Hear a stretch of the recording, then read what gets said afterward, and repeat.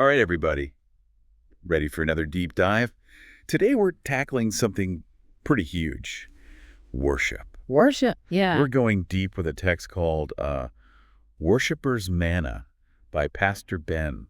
Oh, interesting. You know, we all have those things we do, the singing, the praying, maybe lighting a candle here or there. But this text goes way deeper, right? It's like Yeah. it wants to explore the very core, like the heart of what it means to connect with something bigger than ourselves. And it actually starts with, I think, a pretty interesting premise.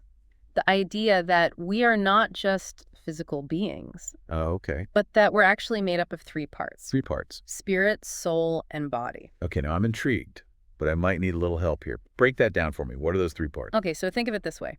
Your body, right, that's the tangible you. You know, the one that's like sipping coffee while listening to this? That's me. Exactly. Yeah. Your soul, that's your mind, your will, your emotions, like your inner landscape. Okay, got it. And then your spirit is the deepest part of you. It's the part that kind of yearns for connection with the divine, with God. Okay, so is it like, I'm trying to think of an analogy, Yeah. almost like a car. Like your body is the vehicle. Okay, yeah. Your soul is like the driver making the decisions. Yeah, And then your spirit's kind of like the fuel pushing us forward. exactly. I like that. And, you know, Pastor Ben actually says that the spirit and the soul together, they kind of form this thing he calls the heart, which is like, you know, the core of our being. Mm. And that becomes like the driving force behind our worship. Okay, so it's not just about, you know, singing really loudly or going through the motions. It's about what's happening in that heart space. Right. And there's this one line in the text that really stuck with me. He says, "You cannot give what you don't have."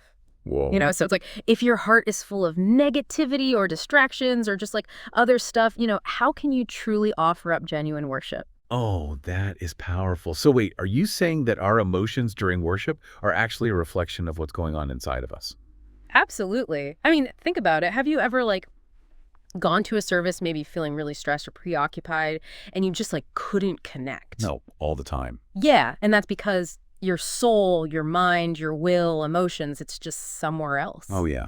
That makes total sense. Yeah. But then how do we actually like prepare our souls for worship? Do we like meditate?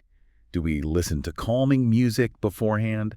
Yeah. I need to know. It's about cultivating this inner environment where genuine connection can actually flourish. And Pastor Ben, he actually dives into specific issues that we need to address to do that. Oh, this is like the perfect place to stop. I know, right? Because we're only covering the intro for this deep dive. Yeah, But now I need to know what those issues are. right. But even with just this introduction, it really does make you think, doesn't it? Like what fills your heart and then what might be blocking, you know, that genuine connection with the divine. It's like we're peeling back the layers, you know, to really understand how our inner world shapes our experience of worship. Yeah, It's not just about what we do. right. It's about who we are at our core. Exactly. And that's the challenge, I think, Pastor Ben leaves us with, to really cultivate a soul that is ready to connect with something greater. And how we do that is, well, that's a whole other deep dive. Exactly. Thanks for listening, everybody.